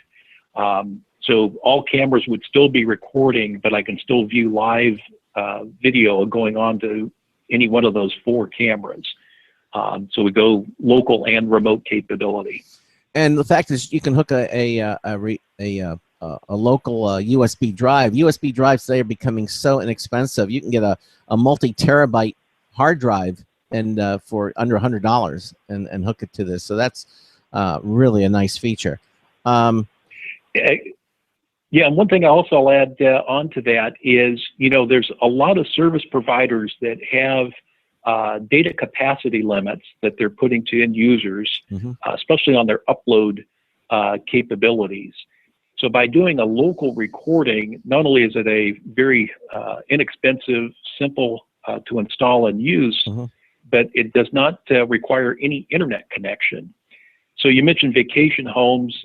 Somebody may not have their internet turned on, or maybe it has a lot of slow speeds or data caps for a vacation home. With a local record, my camera can function even if there's no internet connection. Now, obviously, if there's no internet, I can't view remotely, right? But I would still be recording and doing the home monitoring via the local recording option. Now, can you explain a little bit why D-Link's video surveillance solutions do not require a monthly fee to operate? Well, it comes down to a philosophical value proposition. We believe that, there is a big part of the marketplace and consumers that don't want to spend monthly service fees for this type of solution. They want to do it on their own terms as a DIY surveillance solution. So that's been our value proposition ever since we launched the cameras 5 years ago, is easy setup, no fees or contracts, make it free for using the product. And that's been very successful. We have basically over 3 million cameras connected to the MyD-Link free service. So we have a large number of consumers that are part of that MyD-Link family, watching their cameras and watching over their home. And you know, part of the other thing about the no monthly fees is it gives the customer flexibility into what they want to do with the camera. So maybe, you know, I'm more willing to spend money on home monitoring, but boy, I have a pet that I really love and I want to watch. We can now tap into that user segment that may not be willing to spend $20, $30, $40 a month for you know, a maintenance fee or viewing. And I can use our cameras to view everything from my home to, you know, pets and children's and any loved one at the house as well. Wow, that is nice. We're almost at the bottom of the hour break. I want you to talk a little bit about how the needs of home users and business users differ. And sure. Yeah, can you just start talking a little bit about that? We got about a minute left. Okay, well, it's certainly a big bit more than a minute. But yeah. Essentially, business users typically have a need for certainly recording, and they may not want to use wireless because they want to have cameras in locations where maybe wireless signals don't take place. So there are needs for PoE or Power over Ethernet cameras, which D-Link also makes for the business user as well. And from a home user, there's a lot more regarding simple setup, easy to use, without any complications to their home network. Right, it makes a lot of sense. I'll tell you what. Let's continue on with that. And also, I want to ask you like things like, you know, how home security has improved over the last 4 to 5 years. And also, there was this Nest camera that came out, and I want to talk about how you're a little different from the offerings from the Nest offering as well. All right, so we're gonna take a little break. Absolutely. We're gonna take a little break. Ben and I are talking to Ken Lloyd. He is D-Link's Director of Product Marketing. We're talking about their consumer line of video cameras. We're gonna be right back with them. We'll have some commercial breaks and also another news tips bulletin review from Marty Winston, and then we'll continue on. You're listening to the Computer America Show. We will be right back. Stay with us. Hi, this is Craig Crossman, host of the Computer America Show. You have important meetings to schedule. Your company's getting ready for its IPO, and you're in charge of the PTA fundraiser this month. So how do you coordinate everyone to be available at the same time? Are you still using emails, phone calls, even text messages to schedule meetings with a group of people? How's that working out for you? Not so great, huh? It's a fact that every day, millions of people suffer from scheduling headaches. Well, with Doodle, scheduling meetings with a group of people is quick and easy. With Doodle, you can easily propose available times to each member. Each one checks off the times that they're available, and then you simply pick the time that works best for the group, all in an easy-to-read display that integrates with your existing calendar. Nothing could be more simple. Give Doodle a try for free, and like millions of Doodle users, you'll truly see how easy it is to find the perfect date and time for all your meetings. That's www.doodle.com. Looking for a best friend? Brother Wolf Animal Rescue has your best friend waiting just for you. The mission of Brother Wolf Animal Rescue is to help build a sustainable, no-kill community where no dogs or cats are ever killed for population control, where true euthanasia is reserved only for animals who are irremediably suffering or for animals who are truly a threat to society and with no hope of rehabilitation. Brother Wolf staff and volunteers go door to door, neighborhood by neighborhood, to educate citizens about local resources available for at-risk pets and to help their families connect with those resources. Brother Wolf's community-based approach to no-kill helps keep family pets healthy, happy, and in their homes and out of the local shelter system in the first place. For more information or to make a tax-deductible donation to this wonderful 501c3 organization, visit their website at www.bwar.org. Help to realize Brother Wolf's vision when no animal is euthanized for lack of a home. Who's a good boy?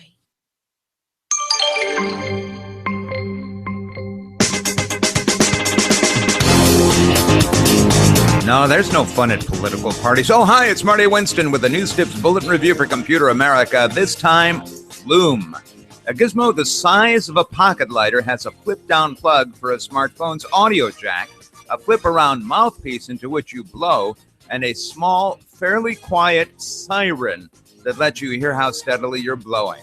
This is Flume, F-L-O-O-M-E, an Italian-designed product that essentially smells the alcohol on your breath and reports to a free companion app.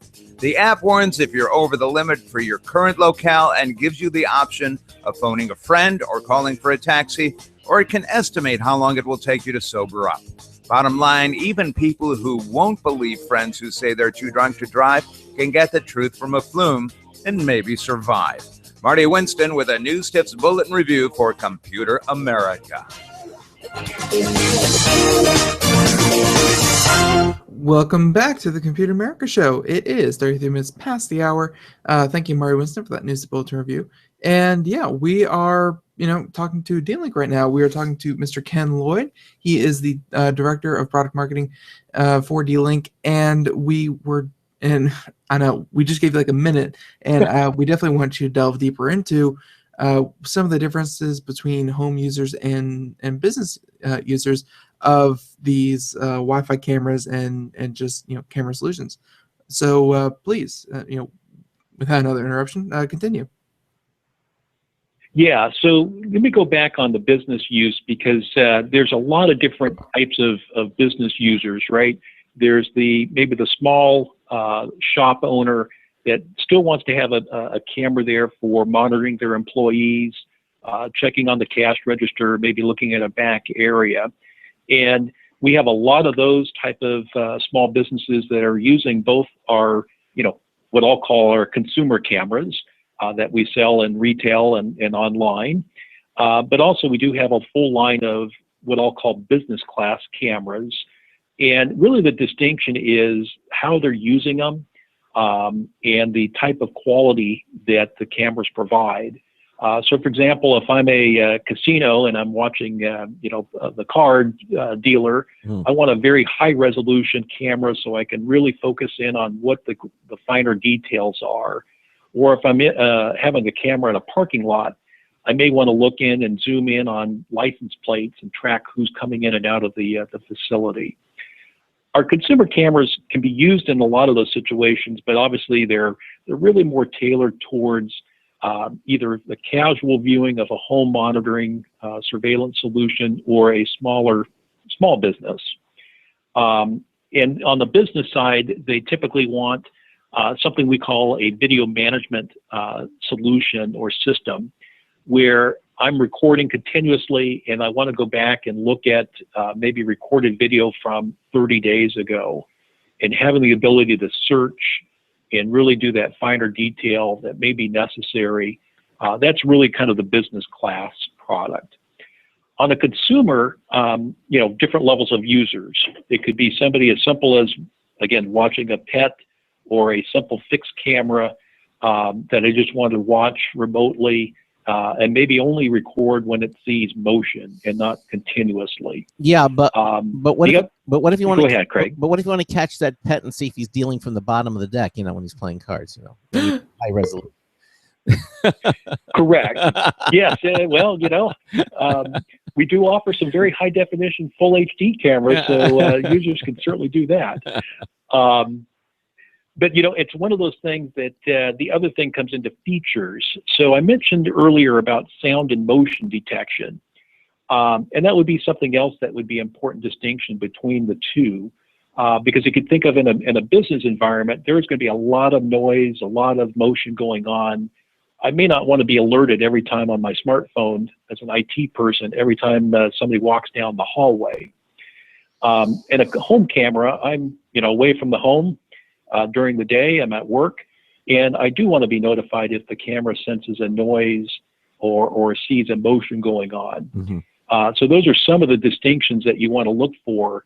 The other thing I will say is our consumer class cameras all have Wi-Fi capability. And that's important because I can connect that to my existing network without having to buy a separate device, Like I said before, you'd have to open up ports on your network. It required basically an IT expert. And on the consumer side, we know people just want to plug it in, have it work, and make it a very simple DIY setup. So those are some of the differences between the business and kind of consumer home usages. Okay. So if I have a home system, a security system, but I've had it from, like, I purchased it 4 or 5 years ago, are there any must-have upgrades or additions for those people who have those systems, or are they still okay? Well, I'd say if it's part of a larger, managed, monitored solution, like an ADT of the world's, certainly those have some validity to it. However, part of those systems from 4 or 5 years ago, they typically required cabling.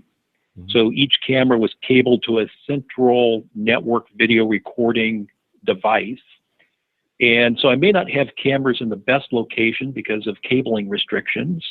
So maybe there's a different now location in the home that I want to monitor that I wasn't able to get to before. The other thing is the cameras nowadays, full HD, high definition video quality. So they may want to have a camera that supports more than just a VGA level quality or lower. So with the new cameras today, you can go higher definition, which is really nice for zooming in and really seeing more of the details.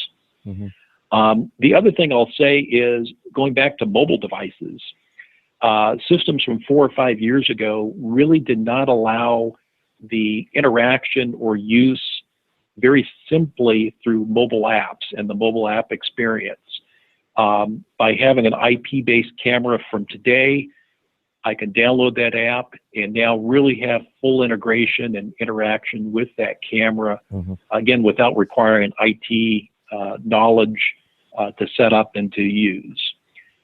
So those are some of the things, and I'll lastly leave with, and I hate to say, sometimes price points become an issue. Yeah. With cameras today, we offer a very broad portfolio of cameras from under $50 to about $200. So that would be something to look at, is you can get a lot of these features now with very little expenditure by the end user. Okay, so if there were 2 or 3 most important things about home security systems, like we're talking about, what would you say the consumers need to know? Well, the first thing, and not to scare your listeners, but just to throw out a little bit of statistics, every 15.3 seconds a burglary happens in the U.S., and which is pretty scary to think about. So I think that's one of the reasons why there's a big interest in the home security market. The other thing is homes without a security systems are up to about 300% more likely to be broken into. So it goes down to the common sense things of, having lights on, having automatic lights on the outside. Mm-hmm. But by having cameras around the home, it gives that added level of deterrence, as well as being able to have that peace of mind that if something did go on at my home, I can remotely go check on it. I can have video recording of it. Even if it's not a break-in, maybe it's just simply I have a person coming over to do work on my home, and I want to make sure that they're not getting into my own personal stuff, or sure. they're really doing the work that they say they're doing. Yeah. Mm-hmm. Okay. All valid points. So can you speak just briefly about what new technologies you think consumers can look forward to in the future with all of this? Well, I can't get into a lot of specifics of unannounced products, but I can say we're just at the tip of doing some very exciting stuff with the cameras. D-Link cameras are very feature rich with a lot of capabilities. For example, I mentioned about sound detection. Today in our cameras with the mic, and some of our cameras have two-way audio, I can set the threshold for the loudness of the sound. So if I have a pet at home, maybe a dog that barks, I can set that threshold up higher on my camera today and don't get notified every time a dog barks. But if something louder happens, like a glass breaks breaking or window, being broken, I want to get that sound notification. So what you'll see is actually some additional, I'll call it analytics on both audio and video that will provide additional kind of clarity to what's going on in the home. So I mentioned like glass breaking. You'll see, I think, in the future, the ability for that audio detection to not only determine the threshold of loudness of the sound, but what type of sound is it? Is it glass breaking or a baby crying? So that'll be some of the cool stuff from the sound side of it. Same would go on the video. That today I get video motion, and actually D-Link cameras all have the ability to do video motion through what I'll call pixel changes. So looking at the video image and detecting pixel changes. Yeah. And I could define the area of the video view of what's changing. Going forward, I think you'll see some things around being able to detect what direction is that motion occurring in. Are they entering the home or leaving the home? And those may be some important distinctions to make based on what kind of notifications I get. Sure. Maybe I'm expecting my kid to come home, that kind of thing. Yeah, no, it makes a lot of sense. Okay, so I know you have a variety of models to choose from. Can you just briefly tell us what some of the different models that you have available, and just give us a general price range of what one can expect to pay for these cameras? Sure. Yeah, and actually, D-Link offers one of the most broadest portfolios in the marketplace of cameras, because we kind of know that one size doesn't fit all users. No, it doesn't. So I'll start by breaking into kind of on the entry level.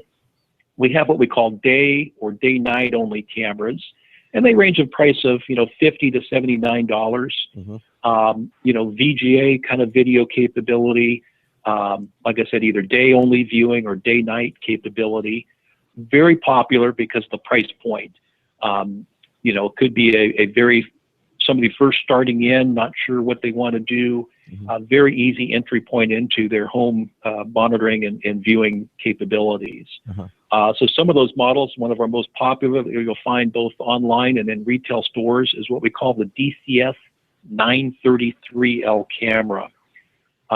You can pick that up in a lot of major retailers and online. The next category is the pan tilt. So I spoke about kind of the unique capabilities of what pan and tilt offers. Yeah. That general price point is around $119 for the VGA, which is our DCS 5020L, or the HD version of that camera, the DCS 5222, is at about $169. And then lastly, so we got day, night, and pan tilt. The last kind of category is what we call outdoor. So we know a lot of users have maybe some spaces in the outdoor entries and exits of a home, maybe their garage. We have an outdoor rated camera at $179, and that's the DCS 2330L camera. And we have a lot of different models in between all those three that I just talked about. But those are some of the most popular kind of products in those different categories. All right.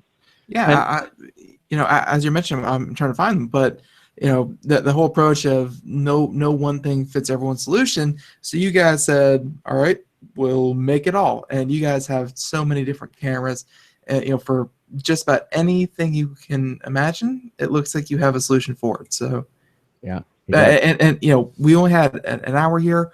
And it's kind of hard to go over the specifics of every single one of these cameras. So definitely go out to D-Link and check it out for yourself, because, just like you said in that, in like 2 seconds, there are a lot of models in between. There are a lot of different models in between. So go check them out. Yeah. And you can see them all at dlink.com, the website. We have a link to dlink.com at our website at computeramerica.com. Listen, Ken, again, thank you for being with us here and telling our listeners about these cameras. And again, whether you're looking for a simple baby kind of monitor to watch or if you want something to watch your home or even your vacation home or any consumer rated camera. They even have business cameras. It's all check it out at the D-Link website. Ken, thanks for being with us here. on today's show. Really appreciate it.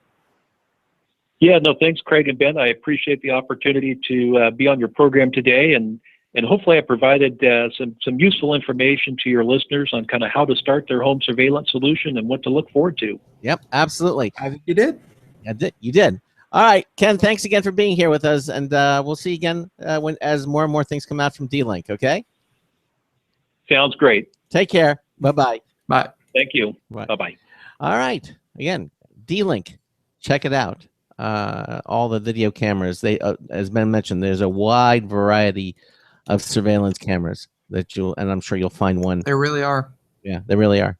Check them at their website at dlink.com. Okay, I think we have some time to do some computer news, don't we?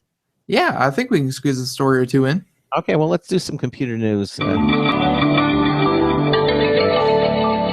Today's computer and technology news is brought to you by Slimware Utilities, the official optimization software of Computer America. You can visit them at slimwareutilities.com to clean, speed up, and optimize your Windows system. Slimwareutilities.com. Oh, there we go. And yeah, just to jump on this one, let's not start with the negative first. Let's do something a little bit fun, a little bit cutesy, whatnot. But this one is from Popular Science, and it's everyone's favorite video game, Pokemon. Yes. And how Nintendo's new Pokemon Go could bring augmented reality to the masses. Oh, look at that. So yeah, it's teaming up with Google to spin off a Niantic Lab. Google spin off Niantic Labs to let you catch them all in real life. Mm-hmm. So yeah, and it even has a little screenshot here, I guess, of what they're mentioning. And yeah, time to put cards and handheld games away and go outside, but not because you've been cooped up too long, because next year outside is where you'll find Pokemon. The company, in conjunction with the two companies we mentioned before, is working on a new game for Android and iPhone called Pokemon Go, which will allow people to use their phones to hunt for, duel, and trade Pokemon in real life. Yes, out in fields and on busy streets and stuff. No precise release date or price for the game has been given, aside from sometime in 2016. So, the article says that it's not surprising that one of gaming's biggest franchises is now the forefront of a world-integrated massively multiplayer online, MMO, and augmented reality technology. By the nature of the game itself, Pokemon has been aching for tech like this, which could overlay the game experience symbiotically over the real world. The trailer looks pretty impressive, and in fact, we say Pokemon Go looks to accomplish more than Pixels did in a feature length. And yeah, we're just gonna play the video here for anyone watching the video. And yeah, it seems like a nice little thing. It's gonna have a little add-on, but the screen for Pokemon Go is going to be your smartphone. So your smartphone, your smartphone or your tablet. You'll look through it, and it will have projected Pokemon in the landscape around you. And you wear a motion tracker and a motion sensitive controller on your wrist, which will let you kind of input commands and control the game through hand motions instead of through the phone. All in all, it's really what Pokemon lovers of all ages have been hoping for, and that is Pokemon in real life finally. Yeah. You'll actually be able to hunt and search for Pokemon in real life, and then throw a Pokeball and battle them and everything. This could be one of those games that just turns the whole the whole system on its head. I hope it does, because if they make it streamlined, effective, very easy to use, then you'll see kids out there using it, and if kids use it, augmented reality is going to be attractive. This is going to be one of the first few times we're going to see augmented reality in the wild. Yeah, the video is very, very interesting. It would really work. And of course the video is a little more CGI than what you'll be experiencing in real life, But at the same time, the premise, I think, is just perfect for augmented reality. Yeah, it is. It's just, the world around you, just with something else added to it. And in this case, it's Pokemon. Yeah. I'm watching some of this the video. It looks very, very interesting. And again, they're showing them looking at it, but actually they're seeing it through their phones. Which Yeah. Yeah, that'll be the thing. It'll be through a phone, or I'm sure if the technology catches up to the whole process, there will be some kind of heads-up display through, eyewear that will have all this kind of stuff. But at the moment, it's just through the phone and through motion capturing hardware. Or the HoloLens, Yeah, so something like that. Yeah. But the technology's not there yet. But hey, it's still intriguing. Very intriguing. Very intriguing. I like this. This is, he looks so, harmless. Why would you want to throw a little thing at him? That's what Pokemon is. It's finding cute little critters and then beating them up until they can hardly move, catching them in a small circle prison, and then forcing them to fight other captured monsters. Yeah, that's just the world of Pokemon. All right. Well, it seems mean to me, but okay. Well, if you think about it. Yeah. I think we had time to do one more story, but that's very, very cute. I love that the little thing you wear on it looks like your wrist or something. Yeah. This is from Maximum PC, Paul Lilly. Microsoft's going to release Office 2016 this month, September the 22nd. It's literally around the corner. They said it wouldn't happen, and then it did. It did, yeah. Evidently, Microsoft General Manager of Office 365 Technical Product Management confirmed in a blog post today earlier rumors that Office 2016 would release to the public 2 Tuesdays from now. Okay, on the 22nd of September. She says, well, you might have heard rumors about it, but she's confirming it, that it'll be broadly available on September 22nd. And now he says, if you have a volume licensing agreement already in place, you can download Office 2016 from the Volume Licensing Service Center starting October the 1st, if you want.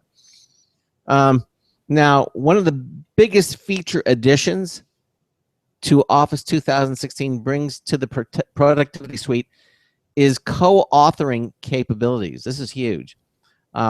Basically, it'll allow users to see what changes are being made by other editors in real time, assuming that they're both online. This is sort of what you can do with Google, documents now, where you can where two people can see it. But evidently now with Office, you'll be able to do it. You can co-author at the same time.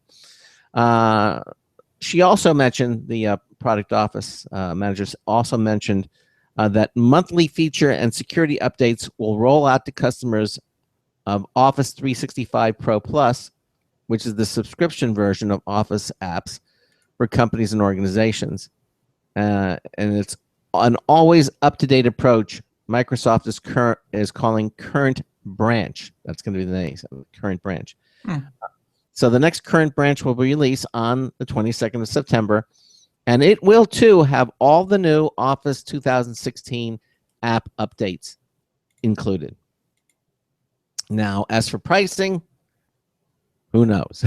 They still haven't said how much Office 2016 will cost, but it will be there. You see here, that's one of the advantages of Office 365. That's, again, you don't have to have the huge outlay. You just pay a monthly fee, and then your Office 365 is going to have everything that Office 2016 has. So they're holding true to their promise that that's going to happen. So again, for all the Office users out there, September 22nd, the big rollout date. All right. All right. I don't know if we have time for anything more. Yeah, we really didn't pick out too many stories there. The only other one was, unfortunately, a little bit of hubbub about Windows 10.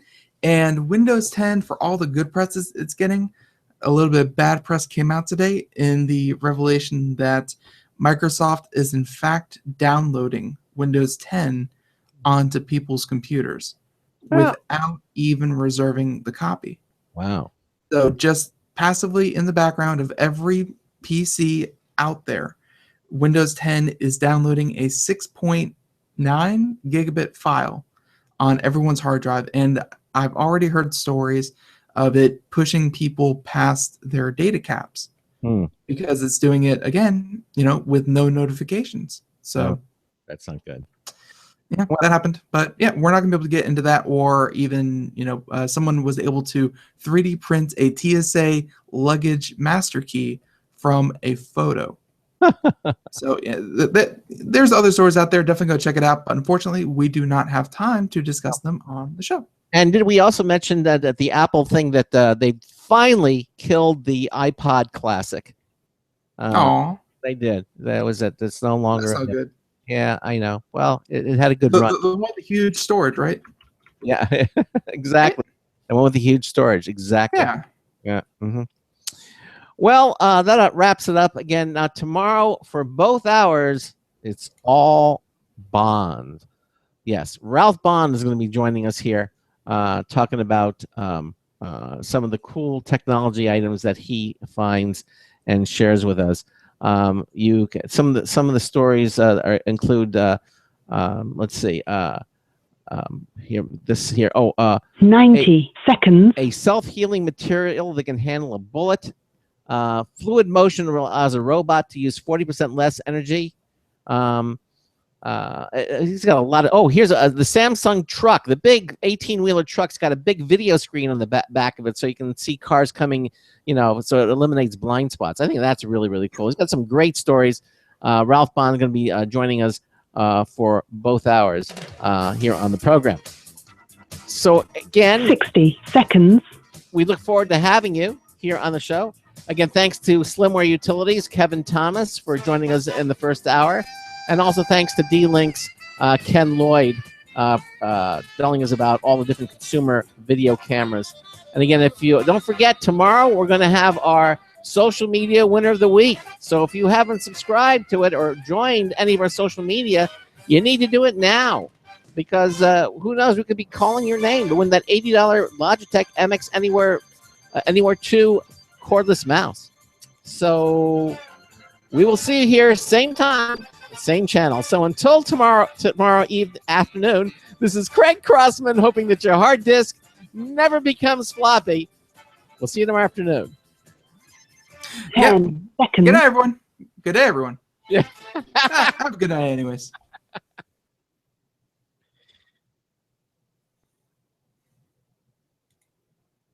Thank you for using Blog Talk Radio. Goodbye. Okay, yeah, this is good day, good night. We got to get that started. We got to get that settled. There is a night after the day, so have a good night. That still works. That still works, exactly. Hey, thanks everybody for watching, and Ben and I will see you tomorrow afternoon, 3 p.m. to 5 p.m. Eastern Time. Take care. Have a good, as Ben would say, have a good evening. Bye-bye. Bye, everyone.